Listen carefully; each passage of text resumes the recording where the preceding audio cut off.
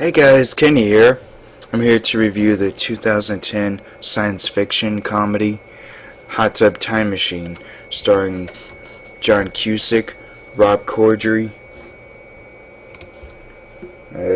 Craig Robinson, Clark Duke, Chevy Chase, Crispin Glover, and some other people I can't remember.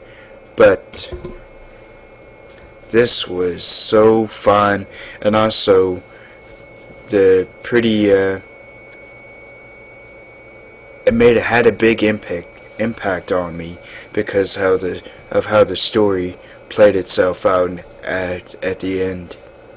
But the basic plot is about these three friends who haven't seen each other in, I don't know, 15-20 years. And when they were younger, they used to go to this place called Kodiak Valley. And then one of their friends, played by Rob Corddry, he attempts a suicide. And all three of them aren't really happy with their lives. So they go to Kodiak Valley again. And then they take this guy, played by Clark Duke, I forget his name. And when all four of them get to Kodiak Valley, they see that it's become run down, and many stores, if not all of them, have closed down. So it's not a hip, happening place that the three friends used to remembered it to be. So they try to play like a game of coin toss in the cups, but so they're bored. So they they get into the hot tub, but earlier in the day, I think when they look in the hot tub, they see this dead, I think it was a dead dog. but then when they get into the hot tub at nighttime, they obviously have a good time, and then they have this drink that's sitting by the console for putting the time in of where to go, and that particular drink has something in it that makes it work and makes them be able to return back to the future.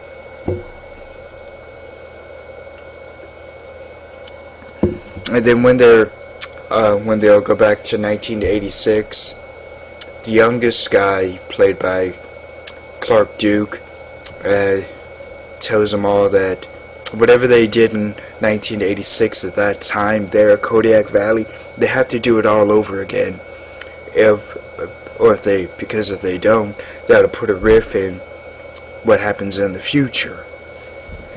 So John Cusack has to break up with this girl that he had known back then, and he had remembered that he got stabbed in the eye by a fork by her. So that's his big storyline. And there's the big black guy, their black friend, played by, I think he's Craig Robinson. He has to screw this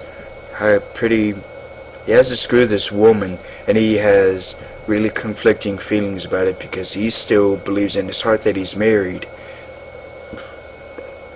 But he didn't know her back then, and he wasn't married to her. So really it's not cheating, but he kept believing that it is cheating. And Rob Corddry, I think he has the most profound storyline in the whole movie.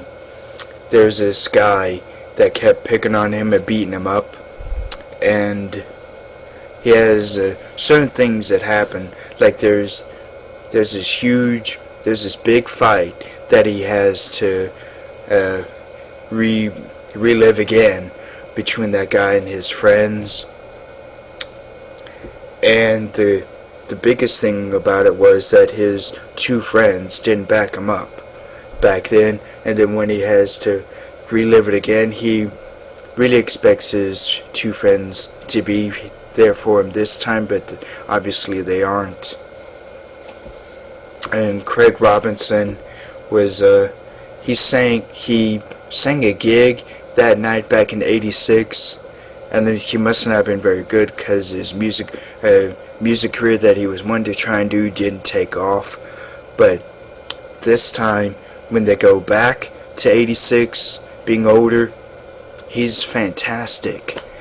So, and John Cusack breaks up with this girl and she stabs him in the eye with a fork. And then there's this woman that he starts getting to know, and she was one of the actresses from Cloverfield. They start really getting along, and probably start getting to like each other more than he ever thought. And then when all three of the guys try to find that Rob Corddry's character, they can't find him, and they just find his two shoes kind of bloodied, and he's sitting on top of the building of this roof, after the fight, and he's really broken up because his two friends weren't there to back him up during that fight. And he has the biggest problem with John Cusack's character, and he says their friendship is done, no more of it.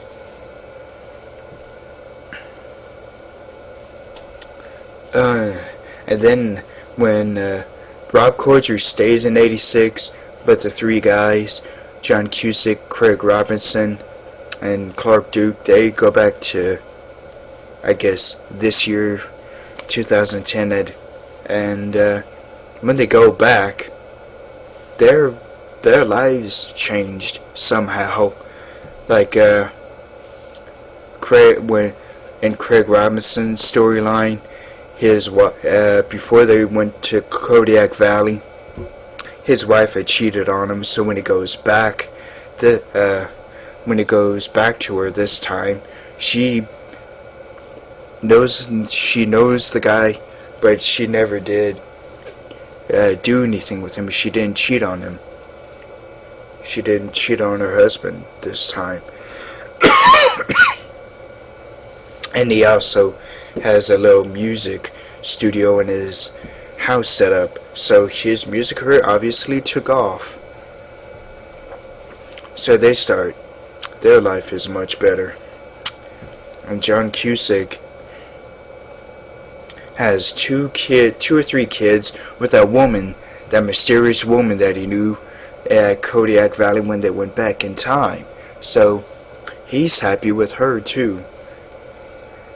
And Rob Corddry, becomes like this time traveling, this fortune teller kind of guy, I guess, time travel guru, and he becomes quite famous and happy with his life as well.